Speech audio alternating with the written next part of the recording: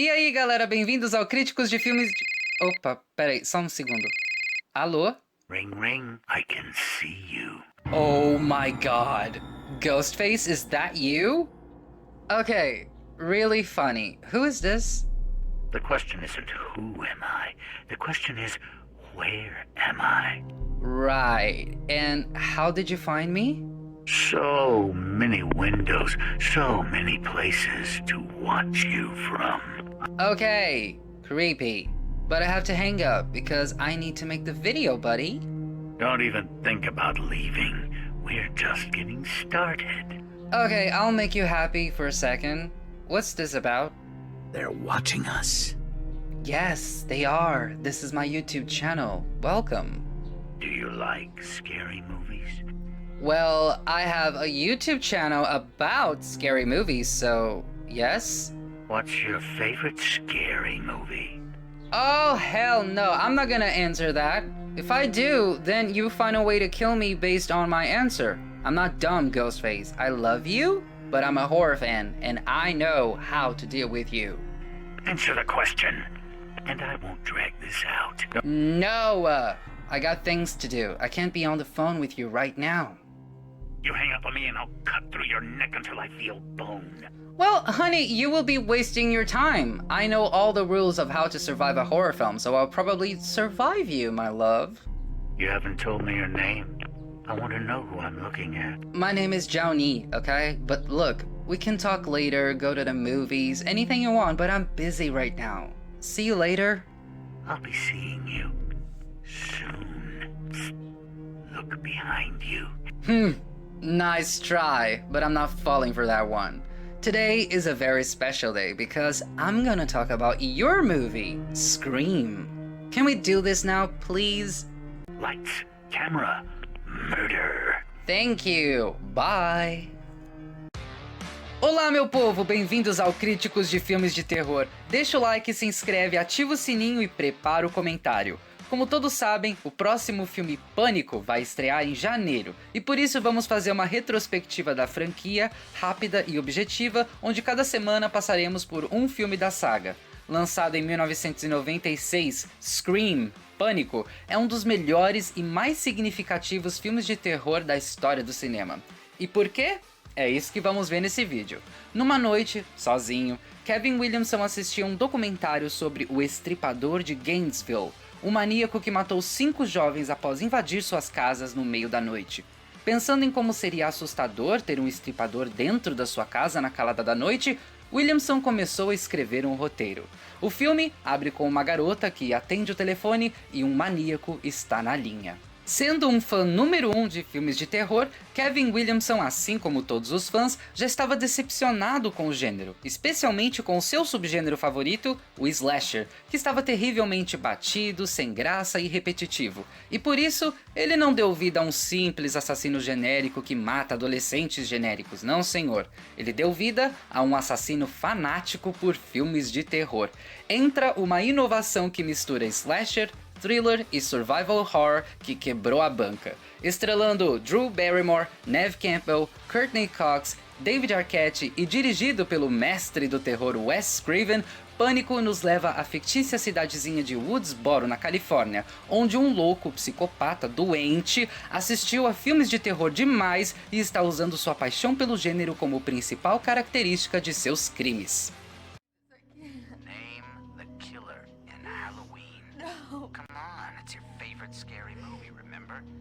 E sabe o que é pior? Ele não suporta posers. Para sobreviver a este assassino, é preciso conhecer o gênero de terror, suas regras, clichês e principalmente não cometer os mesmos erros dos personagens de filmes. Mas é quando a jovem Sidney Prescott sobrevive ao ataque do psicopata que as coisas se complicam, onde a trama envolvendo a verdadeira identidade do assassino nos leva a desvendar um mistério tenebroso acerca do passado traumático da jovem. Mas, entre aspas, isso é vida real. Até onde as regras do cinema se aplicam à realidade?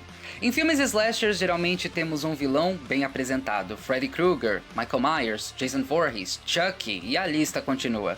Pânico prefere usar o whodunit, um termo de Agatha Christie onde dessa vez não sabemos quem é o assassino, podendo ser literalmente qualquer um embaixo daquela máscara, inclusive nossos protagonistas. O roteiro é uma maravilha, os diálogos são espertos, o texto é autoconsciente, autorreferencial, é um filme de terror que sabe sobre todos os erros e clichês do gênero e que se põe a quebrá-los ou usá-los contra o espectador que acha que já sabe tudo o que vai acontecer.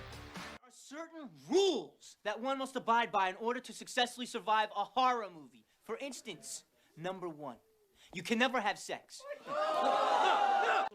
A jogada é subverter expectativas. Se em qualquer outro filme slasher acontece algo X, aqui não acontece, e vice-versa. Algo bom a se notar é que Pânico nunca ultrapassa o limite da realidade. As mortes são sangrentas, violentas, assustadoras, mas muito reais. Não é como se o assassino cortasse alguém e saísse 1000 litros de sangue.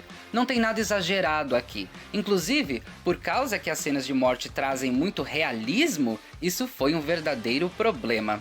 Isso porque a MPAA fez com que Wes cortasse um pouco essas cenas, reduzindo alguns segundos de cada uma delas para minimizar o choque.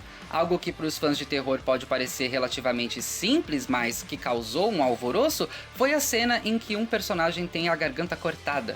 Foi considerada tão real e perturbadora que 2 segundos foram retirados. Parece algo bobo a se exigir. Ei, tira 2 segundos disso daí.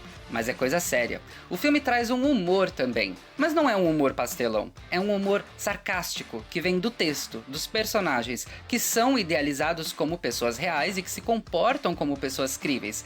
Eles são longe de estereótipos, demoram para levar a situação a sério e fazem o público se identificar com eles, com o que dizem, com o que fazem, etc. Criando uma experiência imersiva, da qual passa realmente a sensação de estarmos vendo um grupo real de amigos. De um lado, você tem personagens que já viram muitos filmes de terror e por isso não vão cometer as mesmas burrices que eles.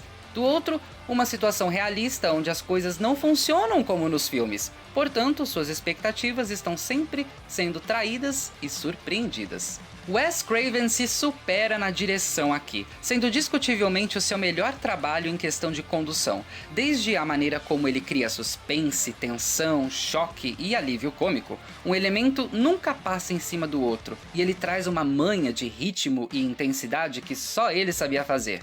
Craven sabe filmar uma cena de perseguição como ninguém, de pôr a audiência na beira da poltrona em completo desespero. Ele inclusive faz algumas modificações simples aqui no roteiro que o deixam ainda melhor, melhorando o ritmo, trocando a ordem de alguns acontecimentos, estendendo as cenas mais intensas e até adicionando mais mortes. Craven era um gênio, pegou algo que já era bom e deixou ainda melhor, tanto na parte técnica quanto na questão dos atores. O que muita gente às vezes não para pra pensar é que um diretor também dirige atores. Você alguma vez já viu um ator ou atriz que é muito bom atuando mal em algum filme? Isso se dá pela direção, que não deu as dicas ou não soube conduzir o ator direito na cena. Wes Craven não era só um excelente cineasta que sabia como ninguém trabalhar com esse gênero, mas ele também era um dos melhores diretores de atores que se tinha na indústria. Palavras da própria Courtney Cox. Ele eleva as performances e faz com que esse elenco jovem e inexperiente entreguem atuações poderosas e inesquecíveis. Interpretar medo, pavor e desespero é uma das, se não a emoção mais difícil para um ator. E a própria Neve Campbell afirma que se não fossem as dicas e direções do Wes, que ela não saberia como chegar naquele nível de terror na atuação. Para vocês terem uma ideia, muitos atores e atrizes se recusam a fazerem filmes de terror exatamente por isso, porque não sabem como interpretar medo.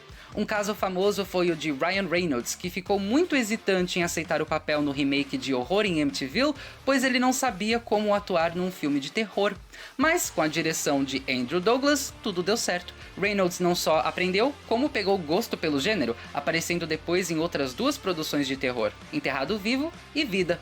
Acham que ser um diretor de terror é apenas orquestrar sustos? Pois estão muito enganados. É provavelmente o gênero mais difícil de se dirigir, e quem consegue fazer um bom terror, consegue fazer literalmente qualquer coisa, pois o terror é a sensação mais difícil de se encenar e a mais difícil de fazer o público acreditar. E o roteiro de Williamson é forte, trazendo situações criativas, porém acreditáveis, das quais se torce para os personagens, se comemora quando eles vencem e se sofre quando eles morrem. Há um excelente drama de personagem aqui, as dinâmicas são muito bem trabalhadas. Destaque para Gale Weathers, que tem um dos arcos mais interessantes. E de quebra, nós ganhamos a melhor Final Girl desde Ripley de Alien e Nancy de A Hora do Pesadelo. Sidney Prescott, uma personagem fantástica e um verdadeiro ícone. E tudo vem à tona com a montagem maravilhosa de Patrick Lussier, que faz o filme fluir maravilhosamente bem.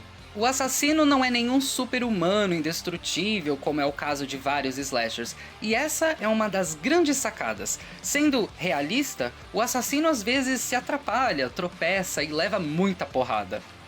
Porque essa galera não vai morrer fácil. Eles dão trabalho, ninguém aqui vai cair sem lutar. E outra, sobre o assassino, por uma questão de ser verossímil, as dificuldades dele são abordadas, como por exemplo o fato de ficar mais difícil ver embaixo da máscara e ter a mesma mobilidade por estar coberto por uma fantasia dessa.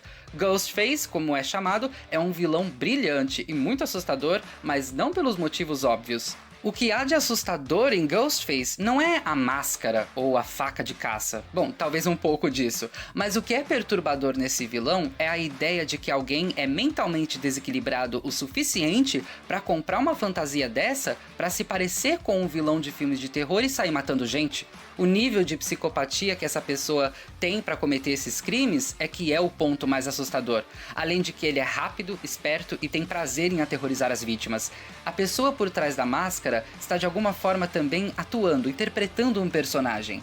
Ghostface é uma persona criada por esse assassino, um alter ego, um personagem que o maníaco fez para se esconder. Quando se põe a fantasia, o sujeito tem que falar como Ghostface, agir como Ghostface, se mover como Ghostface. Ele é um personagem. Quem está cometendo os crimes está ao mesmo tempo interpretando essa persona. E isso é uma das coisas mais brilhantes da história do cinema de terror. Fotografia perfeita, trilha sonora histórica. O Marco Beltrami, que é o compositor desse filme, nunca tinha assistido um filme de terror sequer na vida, mas de forma milagrosa entregou uma das trilhas sonoras mais intensas já imaginadas. É uma orquestra escandalosamente eficaz que conduz o público e intensifica as cenas. É perfeita, memorável e nunca repetitiva. Design de som perfeito. Não só compõe as cenas de forma maravilhosa, como também é usado para enganar o público. Eles associam certos sons com o assassino, e depois esses mesmos sons são colocados em outras cenas que enfatizam certos personagens, criando no público a desconfiança que aquela pessoa pode ser o assassino, e tudo por causa de um simples efeito sonoro. Assim como o figurino, que serve não só para compor personagens e o vilão, como também para fazer o público prestar atenção em quem está usando o calçado X, a calça Y e etc. Design de produção aqui, uma perfeição. Efeitos práticos mais do que convincentes, sustos espertos, bastante ação e uma reviravolta final absurdamente brilhante fazem de Pânico uma obra-prima do terror. Todos os velhos clichês são invertidos, usados contra o público ou simplesmente mortos a facadas num filme feito por quem conhece o gênero, feito especialmente para os fãs de terror que pediam socorro e foram atendidos. Com uma trama bem amarrada, cheia de mistério e uma sequência de eventos espetaculares, é possível dizer que Pânico é o melhor filme slasher da história do cinema. Goste ou não. É um filme que pertence ao gênero, ao mesmo tempo que é um filme sobre o gênero. E que faria qualquer outro filme de terror que caísse nos erros que ele apontou passarem vergonha. Vale lembrar que a icônica cena de abertura com Drew Barrymore ranqueou em 13º lugar na lista dos 100 momentos mais assustadores do cinema. Críticos de filmes de terror dá a Pânico nota 10. Atuações fortes, roteiro extremamente inteligente e cheio de sacadas que só os fãs de terror vão realmente entender. Um filme que respeita sua audiência e ganha o respeito da mesma. Uma condução de mestre por Craven num slasher que mudou pra sempre o gênero de terror. Matou a facadas todos os seus clichês irritantes e subiu uma barra muito alta de exigência para os filmes que viessem a seguir, inclusive gerando várias imitações. É original, ousado, memorável, assustador, intenso e inteligentemente engraçado, mas nunca de um jeito bobo. Pânico é o crème de la crème dos slashers e desde então ainda não houve outro melhor. É um filme que olha para o passado, aprendendo com os clássicos e os aprimorando. Um filme que olha para sua época e se conecta com o público de terror. E um filme que olha para o futuro e desafia produções de terror seguintes, deixando uma marca sentida no cinema até hoje, de influência e qualidade. É tudo o que um fã de terror quer ver num slasher, mas não do jeito que se normalmente espera. É isso, galera! Qual o seu filme de terror favorito? E qual o clichê que você mais odiava que Pânico matou? Deixe nos comentários. Obrigado por assistir, se inscreve, deixa o like, comenta, compartilha e ativa o sininho. Aqui é o Johnny e você está no Críticos de Filmes de Terror.